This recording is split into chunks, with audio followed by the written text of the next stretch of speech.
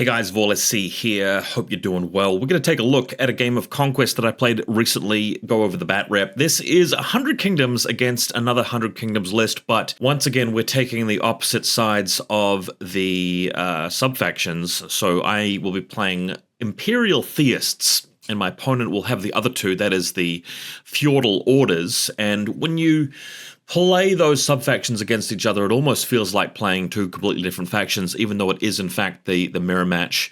And turns out we had an extremely close and exciting game, so I hope you do watch this bat rep to the end, because it really did come down to the wire. Real doozy of a game. So this is at the local game day, and I'm not really running the best possible list I possibly can. The goal for me is just to play different things and cycle through my miniature collection and really get a variety, a bit of variety and diversity into the experience. So without further ado, let's have a look at the army lists. Starting with my one. So this Imperial Theist list is one I played the other day against Wadroon. We didn't really play the whole game though, so I haven't done a bat rep for that one. But Crusading Noble Lord, I don't really love him as a character. I personally prefer the Noble Lord, really, especially if you're going with Household Guard, just because I find the reroll sixes to be better for the army in general, compared to having the Oblivious or the Terrifying. So we're going with the Terrifying in this case in terms of the upgrade. The good thing about the Noble Lord is that he makes all of your regiments in the Warband Veteran, which is just such a huge value for money kind of thing that, for me, it's not really even close. The Noble Lord should be your Warlord in that sort of setup. And but of course, we're going with Imperial Theists, so in fact, we're not even running any Feudal characters. We're just going to try and get the Imperial Officer in there. So the flip side is that the Household Guard will get Vanguard, and they will get the one turn of having a free reform and Opportunist. So that's where the Crusading Noble Lord comes in. But generally speaking, I prefer the Feudal version of that. But of course, we do have the buffs there from the Imperial version for this particular game. Theist Priest with the Militia, with the Elysian Fragment. I'm just addicted to using that. I'll eventually switch over to just running him in the basic 3 bowmen to skimp out on points. The Noble Lord, by the way, still using Armor of Dominion. When you've got that many Household Guard, I really feel like it's just such a value for money item. Officer with Art of War. I have used this for a couple of games recently, and I haven't even remembered to use it. I don't really recommend it unless your strategy really is about that high activation kind of thing where you're out activating your opponent. I just forget to use it, and personally, I'd probably be able to find other uses for the 25 points. But that's not to say it's a bad mastery. It is actually very good if you're competing at that really high level where you want to try and get that sort of late turn advantage against other players who are spamming a lot of weak units. As you can see with the Steel Legion being in there, this is effectively a meme list, given that I've got them in there. They're painted. I like playing them. They had a little buff recently, but hardened one is not enough to make them useful. They can get hardened from the Imperial Officer anyway, so I just don't really feel like they're worth their points. And Mage with a School of Water, one of my favorites, especially when you've got a large group of Household Guard to heal. So yeah, not really the best Imperial 100 Kingdoms list, but it's a fun one. My opponent, of course, running effectively the models that he has. Like his collection isn't unlimited, and this is primarily made up of the stuff that is painted. So that's why he's running this sort of setup. Usually with Priory Commander and Double Crimson Tower, good to get 2 Order of the Ashen Dawn unlocked there. But you would be playing a lot of heavies in that case. This list still has a lot of heavy regiments, even despite that. And the meta at the moment says don't take too many heavies. You just won't have them in time to make a difference in turns, 4 and 5 when the game is decided. But again, playing what he has, these miniatures came in a particular boxed set where you specifically get 2 Crimson Tower, Sealed Temple, and Ashen Dawn, so that's what he's running. Laurean Lance for the Priory Commander. It's a dinky little item. I don't personally like it. I feel like it's just overkill for 15 points. There are better things to take for him. But if you've got 15 points spare, it's not bad. Like it's decent. Noble Lord over here, Caledburn and Tip of the Lance I don't really feel like you need Wedge for your knights. Unless you're taking a lot of knights, then it might be worth the investment.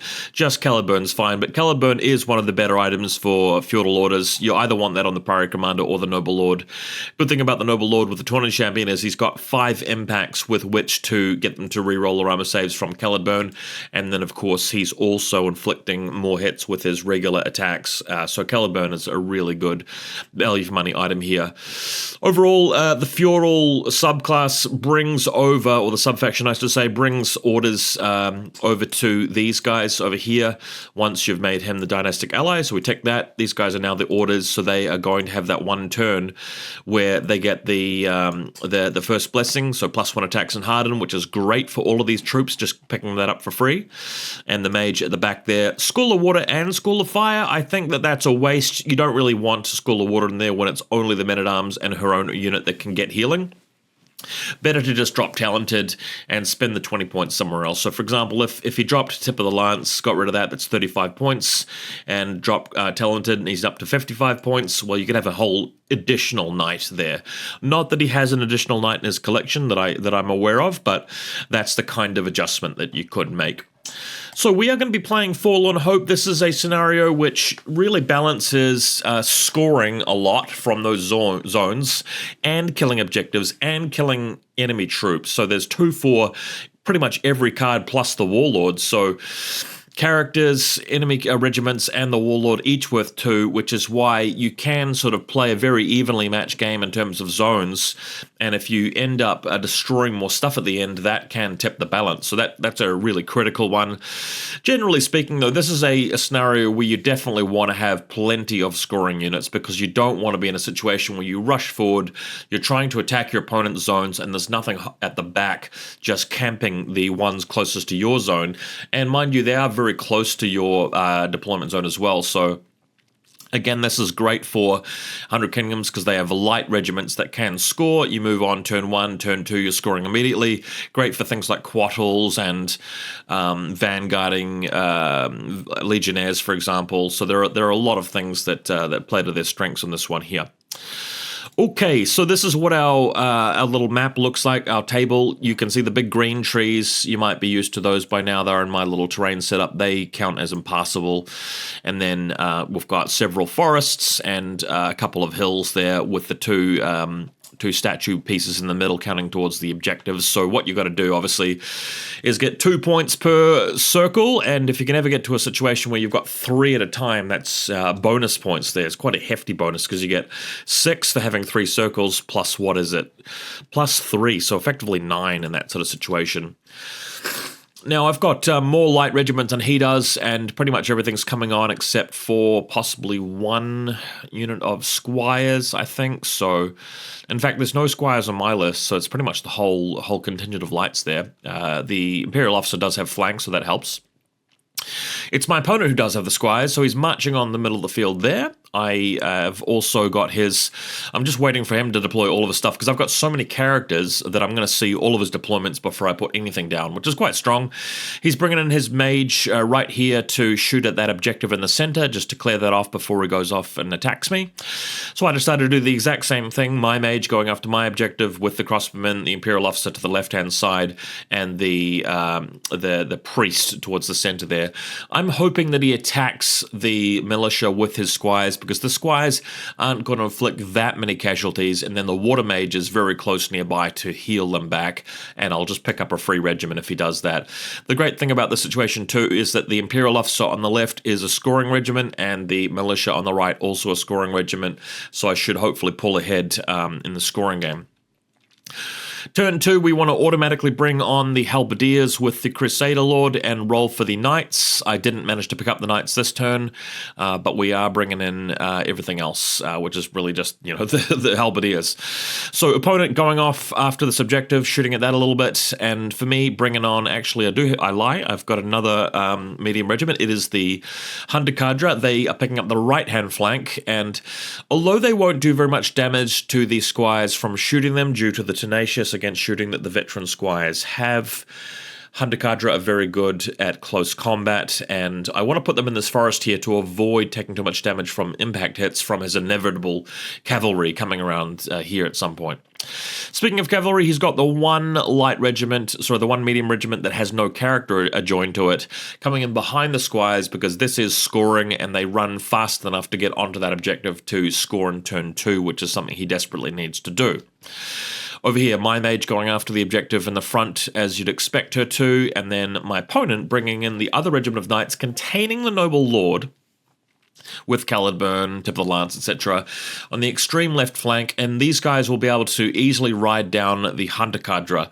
But this is good. The Knights plus the Noble Lord are an expensive unit, especially considering how many points is invested in the gear. So I'm perfectly happy for him to charge the Hunter Cadre. I can then countercharge with Militia, although that would mean I get flanked in return by something else.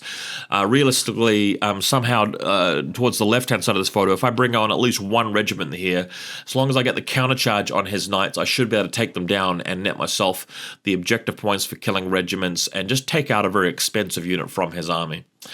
On the left-hand side, he's got his Seal Temple. These guys are marching into the forest. I did say to him, dude, do you not just want to march them onto that circle to get 2 points?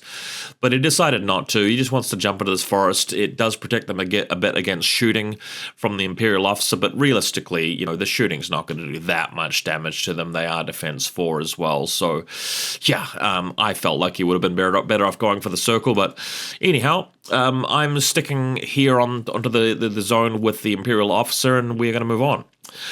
So Squire's deciding wisely not to charge the militia. As we talked about before, this is something I'm hoping that he does, but he wasn't foolish enough to just charge outright, because then, of course, the militia just takes them down and I heal back with a mage. So he's just staying there, waiting for more reinforcements to arrive.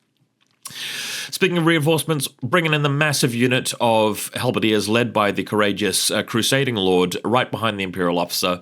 Again, this is baiting out a trade. If he just goes into the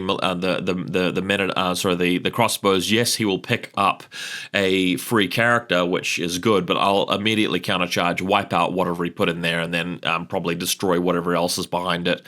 So just setting up a really good position here where my big unit's protected, and if he wants to get to it, he'll have to trade something for the crossbows, which are incidentally quite cheap. Over the side, the mage here, just setting up a position where after the militia moves forward, I said the mage, I meant the priest. The Theist priest can cast Holy Fire onto the squires, and note that the tenacious against shooting attacks doesn't work against spells, so the Holy Fire could do a lot of damage to these squires, but I completely whiffed the roll, didn't get any hits whatsoever, and the Holy Fire just whiffed, went right over their heads. But I felt like my opponent did make a bit of a mistake here by leaving them too close, because I can Holy Fire them now, I can Holy Fire them next turn, and eventually we will lose those squires without any sort of retaliation, which is where I want to be. So this is end of turn 2. You can sort of see the battlefield. Very happy with it. I'm getting 2 points. I'm getting 4 points. Sorry, he's getting 2. It's 2 zones to 1. And I've got a lot of screening units in front of my battle line. If he wants to commit anything, he's not going to get too much value. But as the trades continue throughout the game, we'll see if he can actually get any really good charges off with his heavier stuff, Crimson Tower Knights and Ashen Dawn. I will point out, though, that when you look at this battlefield, you have to bear in mind that next turn on turn 3, he's got 3 heavy units. None of them have flank.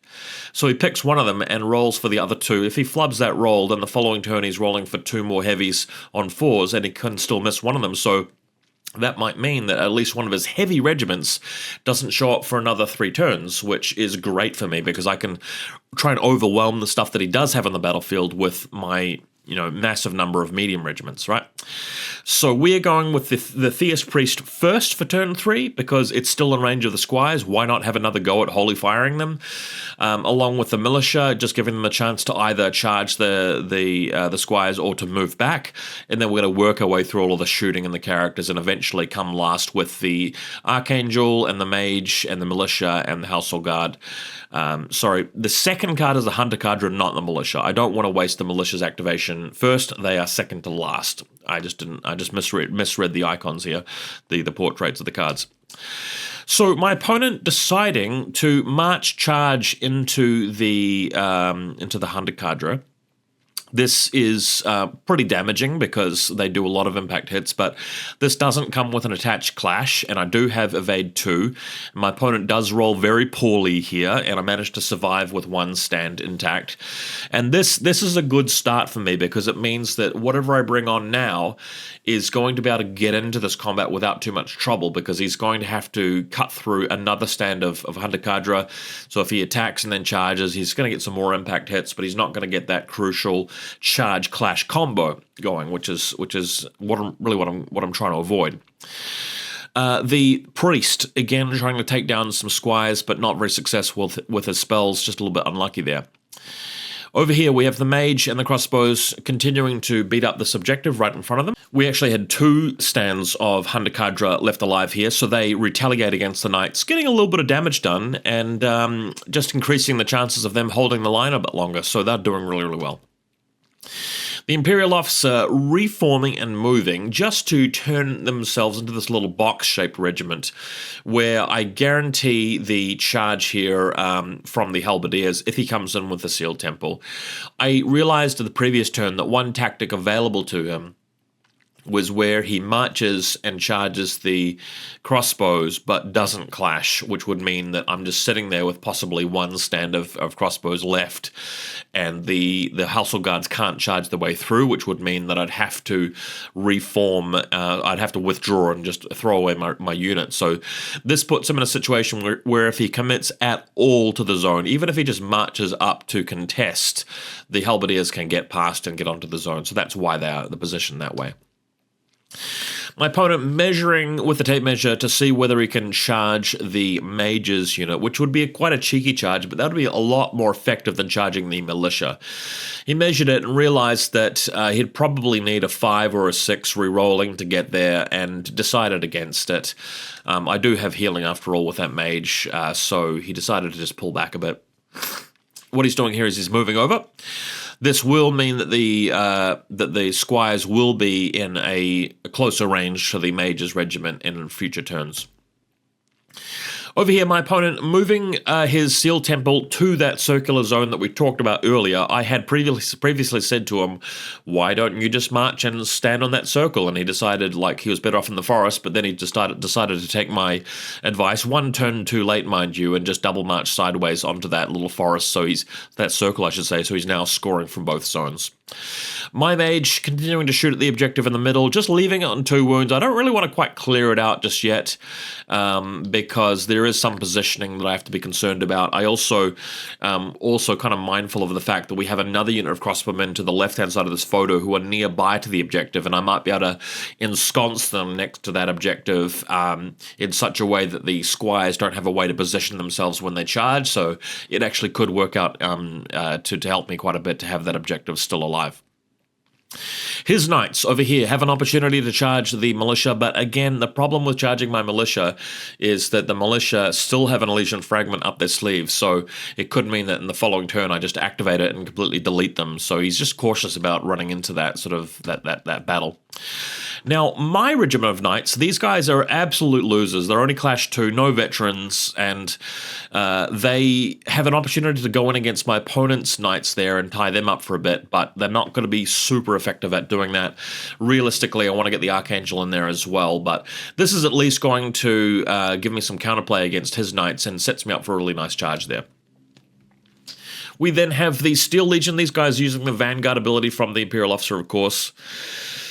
Just getting them in there, and the idea is that if he charges his squires in, I've at least got the Steel Legion to countercharge, and these guys also protect the mage's unit, because I could see him eyeing up that charge to the mage's regiment, and I saw him moving sideways, looking for that charge in the following turn, so I thought, you know what, let's put these big broadsword guys right in front of the mage's regiment so that the squires just can't get in there, and if the squires charge the Steel Legion, I'm pretty sure that I can survive that, and of course the mage can heal the Steel Legion back, getting a premium out of those heals, so that's why they're positioned here. All right, big unit of Crimson Towers with the Priory Commander. I did say at the start of this turn that my opponent runs a risk with that many heavies, and he is paying the price. He actually flubbed the roll for both of his heavy regiments, so we have no other heavies coming on this turn, just the Priory Commander and the boys here. So then we have the Archangel. This Archangel is positioned in such a way that it's in the forest, so if next turn he does a clash onto the Hunter Cadre with his knights and wipes them out and then charges the Archangel, I at least won't be taking the impact hits. What will probably happen is if he wins the roll, he will be clashing the Hunter Cadre and then charging my knights.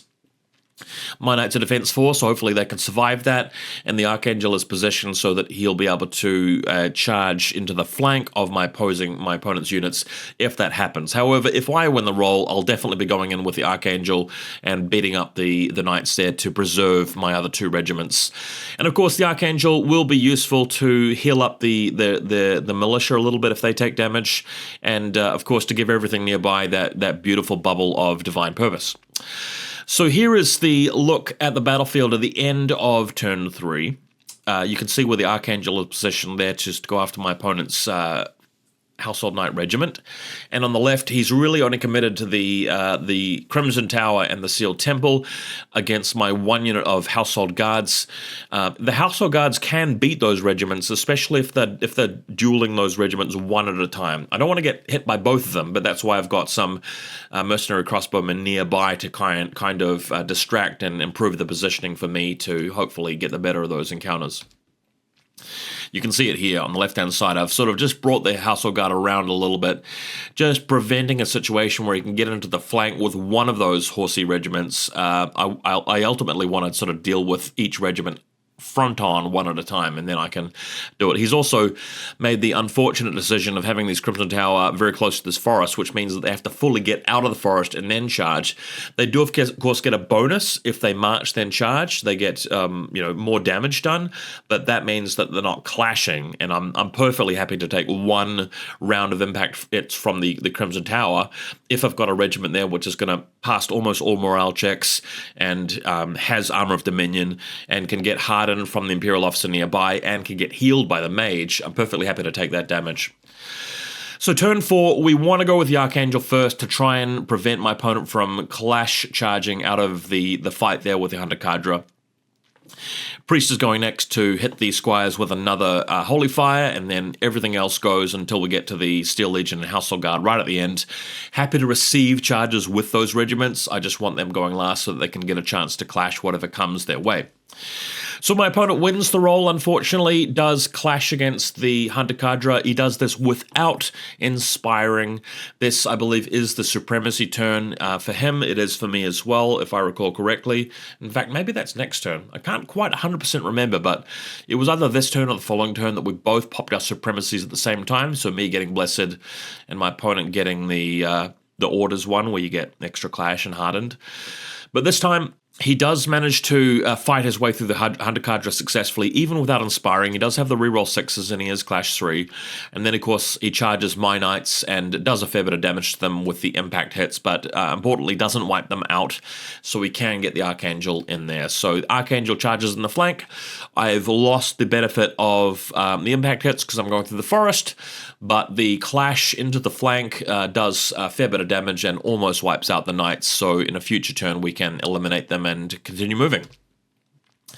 There's the beautiful photo of the flank set up from Mr. Archangel. Over here, the Men-at-Arms finally showing up for my opponent. He's had very bad reinforcement rolls throughout the game, but it is turn 4, so they show up automatically. They're going to relieve the duties of objective babysitting from the Sealed Temple, and that will allow the Sealed Temple to move forward with other things next turn. My Imperial officer doing a reform here in such a way that there will be no legal position that his squires can charge my unit. Because if he goes into the flank of the officer's regiment, the objective is in the way. And that's why I kept it alive the previous turn. If he goes in the front, there's no way he can get past both the tree and the objective. So they're just sitting pretty there. And if I get charged from the left-hand side by either the Sealed Temple or the Crimson Tower, it just makes it so much easier for me to pick them off with my Household Guard. The Household Guard don't need full frontage. They just need to clip the enemy regiment, and I can have like 25 attacks at cleave 1, rip through them after that. So that is the importance of the Imperial officer's position. And although Armor Dominion doesn't work against brutal impacts, the harden from the Imperial officer will. So that's currently affecting the Household Guard. All right, the Mage, not really in range to beat up on anything, so she's just moving her regiment ever so slightly to the left so that she can hold this objective here in a minute after the other stuff moves away from it. Over here, my Mage just sort of moving back, moving to a better spot just in front of the boys here, getting ready to do her thing. The Sealed Temple just pivoting around, moving a little bit, just so that if I charge them with Household Guard, not that I'm going to do that, then the Crimson Tower can hit me from the flank. And over here we've got the boys, the Crimson Tower, not really doing anything. They're just waiting, really, just setting up that second side of the position. So what my opponent is hoping for is for me to march charge the Crimson Tower with the Halberdiers, or to do the same to the Sealed Temple, and for his other cavalry unit to charge the flank of my regiment as they move in there. So just spoiler alert, I'm not going to be doing that, but that's what he wants me to do.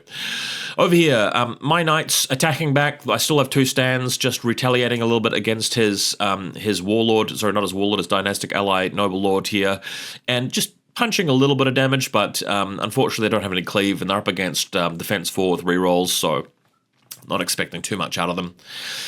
Over here, the squires still haven't joined the combat, and nothing else really has, closed the door yet, so still waiting.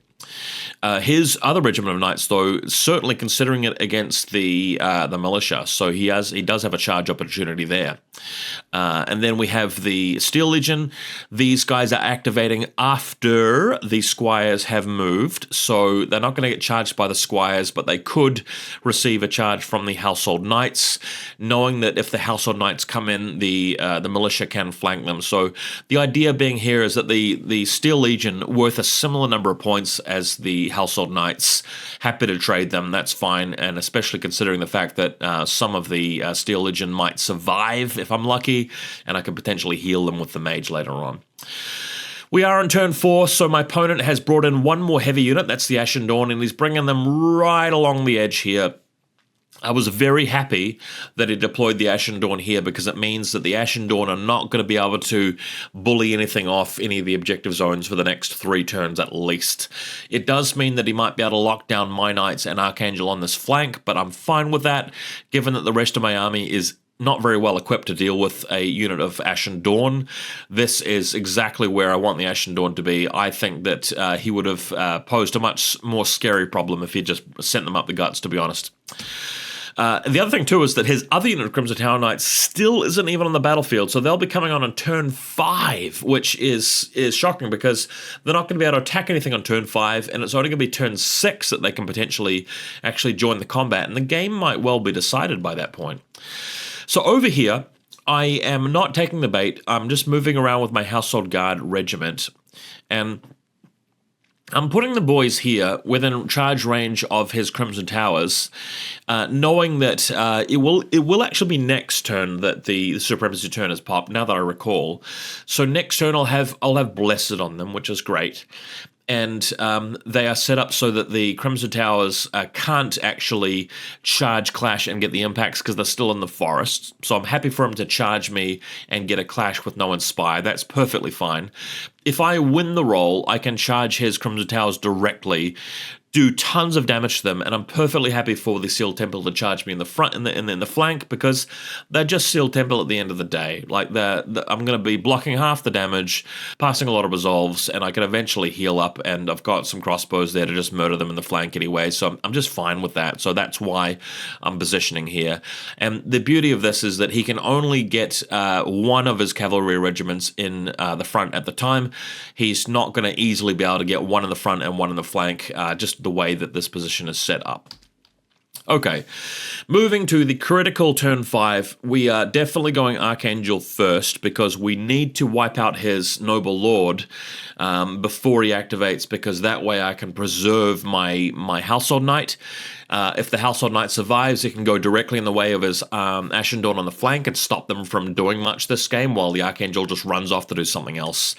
Household Guard going last, because I want him to charge me with his cavalry, because he's got his big unit of Crimson Towers in the forest. They're not going to get impacts, and the Clash is going to do barely anything against the Blessed Household Guard. It's 3s with rerolls. We've got Armor of Dominion. They're going to be great. He'll even lose Inspired, so I want him to charge me. And then at the very end there, obviously we've got the Militia as well, with the Priest right before them to use Elysian Fragment. If he march charges his Household Knights into them, I should have at least a few stands left to pull that off. So happy for them to go at the end. All right. My opponent wins the roll and selects his Sealed Temple first, and this play is a play that he himself acknowledged as either, an absolute galaxy brain play or a really foolish play. Now, I personally wouldn't have done this. His idea here is to make sure that if I charge the Sealed Temple with Household Guard, his Crimson Towers are going to come in on the flank, right? But as I talked about before, I'm not too worried about that, because this means that I take no damage from the Sealed Temple whatsoever. I can wipe them out, and then the Priory Commander's unit, they're going to be charging me without the benefit of Inspire and without any impact hits, and I'm going to have Blessed to shrug off a lot of the damage. But that's even assuming that the turn plays itself out that way. What's really going to happen is that because I've got more cards than he does, the Household Guard are going last. So I'm not even going to charge the Sealed Temple. He's just going to be sitting there with his Crimson Tower Knights having to do something with them, and if they don't do anything at all, I just kill the Sealed Temple for free. So I think this is an absolute blunder of a play. It didn't really consider, where the Household Guard would be positioned in my command stack, but it is what it is. There are other things going on the battlefield. Over here, I get the attack here with the Archangel onto the Knights, but if I recall correctly, I can't remember whether I managed to wipe out the Noble Lord or not. We'll have to look at the future photos, but I do remember it might have been from the die fighting attacks from the Noble Lord, but I do remember going down to one stand left with the Knights, but he did lose his Noble Lord in the long run. I just can't remember whether it was from this activation or not, so sorry about that. Over here, my opponent goes with the Crimson Tower Knights next, and note that this is turn 5. He's got both cards in his stack. So he draws the Crimson Tower card and realizes that he can bring on his other regiment of Crimson Towers, which is a decent play, or he can play these guys right now, seeing as I haven't used my Household Guard card yet.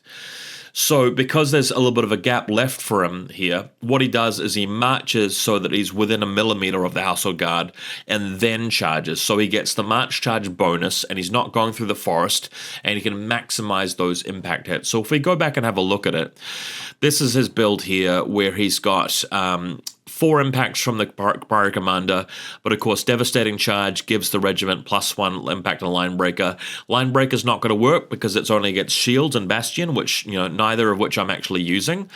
So he's going to have 5 impacts from the Priory Commander and another 15 from the regiment, and Brutal Impact 2 is going to become Brutal Impact 1 thanks to the Hardened from the Imperial Officer. So I'm saving on 2s with rerolls from Blessed, and this winds up doing hardly any damage at all. So I'm actually really stoked about this because it means that at the end of the turn, I get to attack him with everything I've got. In fact, I can reform pretty much for free and still keep inspired because of the Relentless Drills 100k rule, and get my character into close combat with Cleave 2. And this is all without him even attacking with the Sealed Temple, and I get to shoot a Sealed Temple with the Imperial Officer, right? Over here, though, the Squires charge the the Sword Boys, the Steel Legion, declare a charge onto these squires and predictably completely wipe them out, leaving them open from a flank charge from his knights, which then is what happens next. The knights flank charge the Steel Legion and wipe them out, and then of course it opens up my militia to charge his knights with a Legion Fragment, so it wipes them out. So effectively I've traded 1 unit of Steel Legion for his squires and his knights. So pretty happy with that outcome, you know, as I'm sure you can appreciate. Lovely little close-up photo there of the gold boys into the blue boys. Over here, the Imperial officer is able to use Murderous Volley on his own crossbows here to shoot in the flank of that Steel Temple unit, which is just blocking. It's doing nothing else. This is with AP1 into the flank, ignoring shields. This is his supremacy turn, though, so he does have Hardened, which is nice, but we're still getting a bit of damage done on the Steel Temple. Over here, we've got a double march from the Ashen Dawn. So this is a little bit of a problem for me because I need my Archangel elsewhere on the battlefield to tie up the zones. But the Ashen Dawn are going to be quite difficult to chomp through here. So what I need to do is I need to rally this knight in the foreground of the photo who is broken from the enemy knights and get him in the way. The Mage over here has an opportunity now to blast that objective in front, and no need for any healing. There's no damaged infantry units nearby, incidentally, because the Steel Legion took it all to the face. His Mage, on the other hand, is able to move on to the objective, currently positioned where the command stand's not touching, but you can get a bit closer.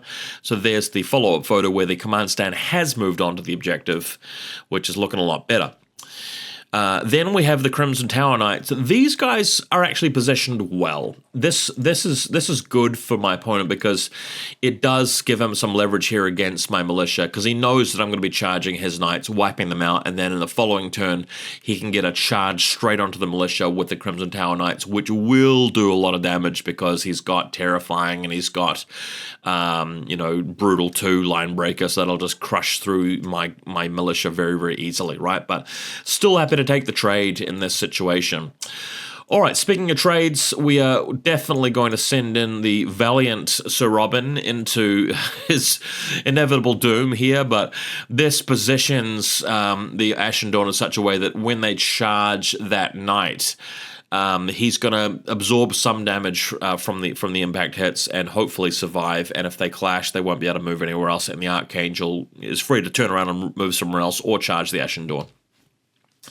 Great position. Okay, over here. Men-at-Arms moving in to take the zone. Not much else that they can do here for a while. The Militia pop the Elysian Fragment. They go balling into the side of the Knights and absolutely destroy them. Over here, as foretold, the combat reform from the Household Guard, which is able to put the character into base contact, which is important because he's got Cleave. And everybody else just moving around here. We have Inspired. This is the Supremacy turn.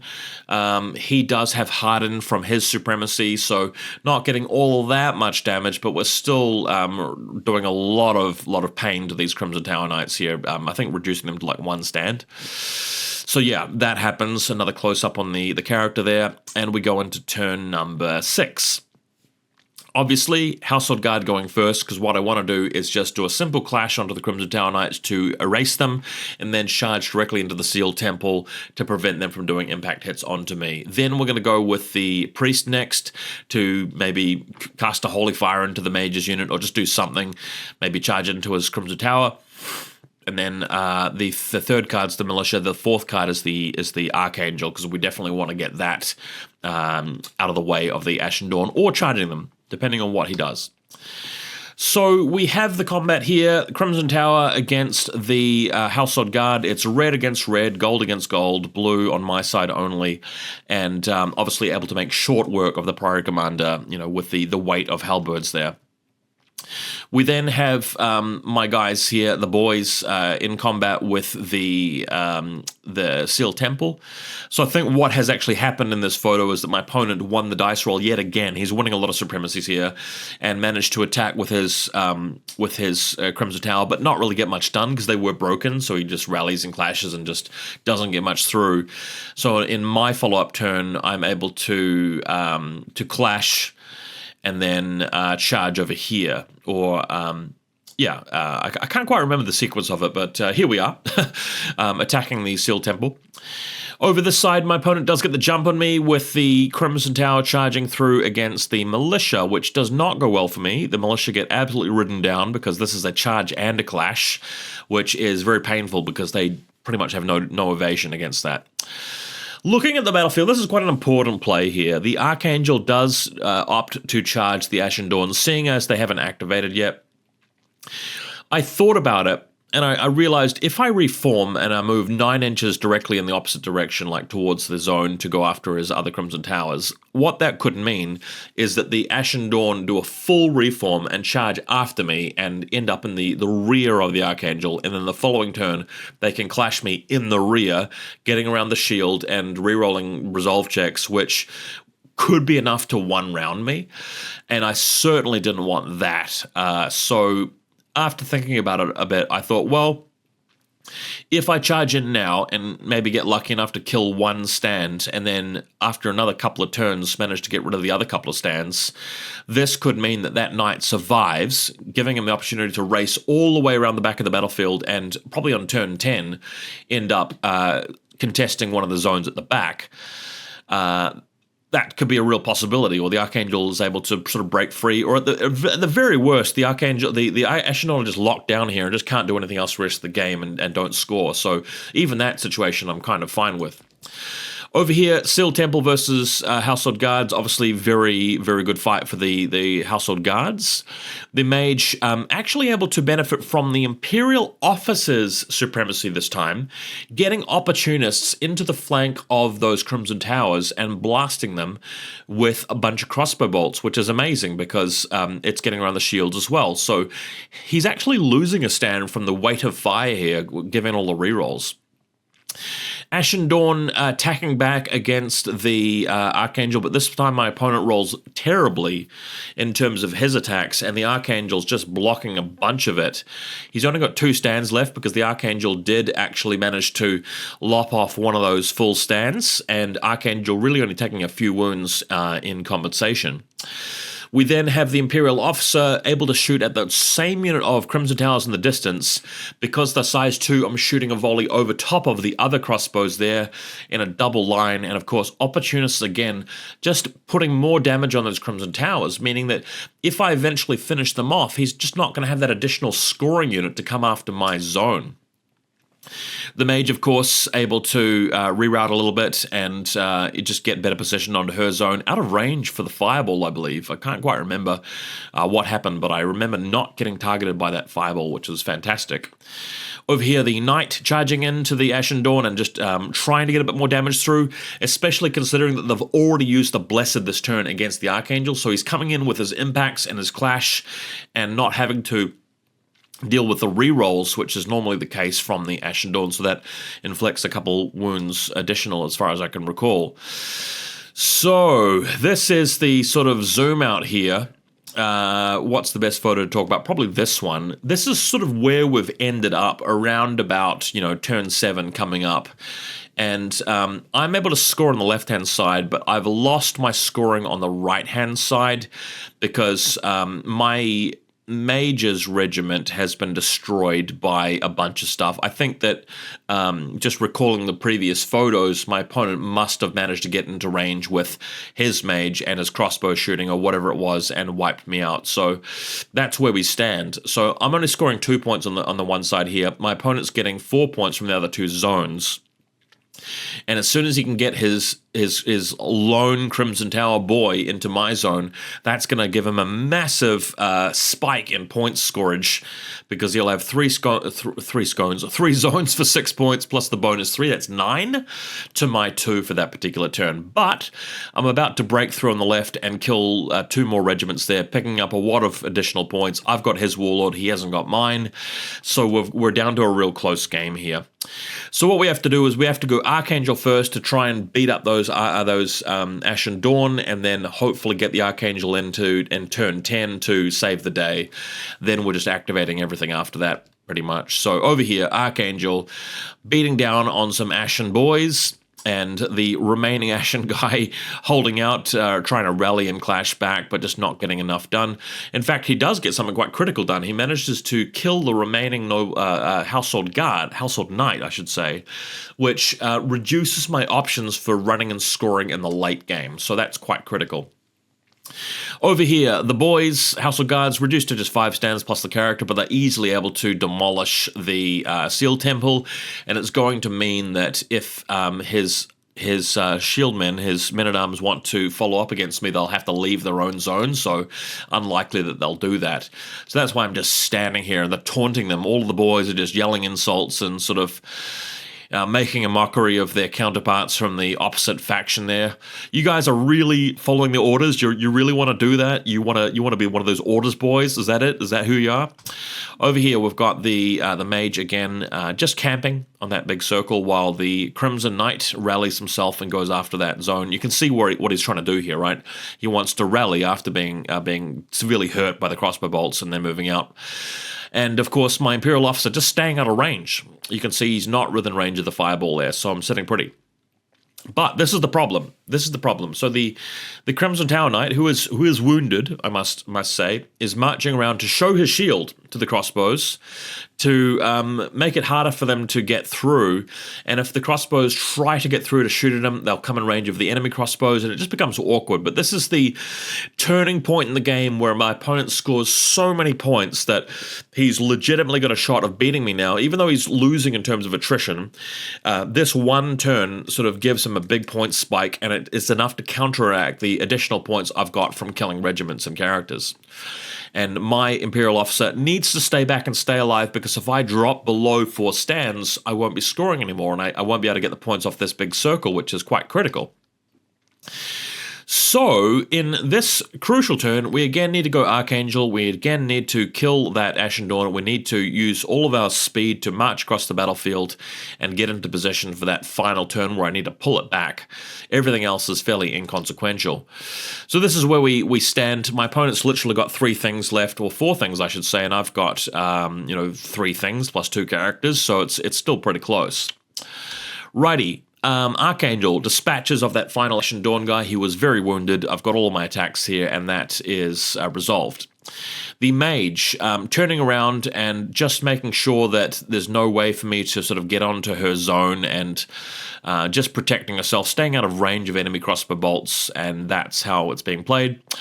My Household Guards are charging into the men-at-arms and wiping them out, but he's carefully positioned himself in a way that I can't get onto the zone yet. I can only get onto it next turn for scoring, so it's going to slow down the pace of recapturing the objective points. But, needless to say, the men-at-arms are obliterated. So the Mage is in position to actually unloose a volley of crossbow bolts onto the Household Guards in the distance. They do have Armor of Dominion, so they're not really taking much damage, but she tries to nonetheless. This next turn, also very important, because I need to be able to, this is I think turn 9, I need the Archangel to go last, because I need to see where my opponent is positioning everything, so that I can actually get the Archangel into a spot where it can actually just close the distance and go after the zone that it needs to go after. So this is the position, right? This is literally the start of turn number 9.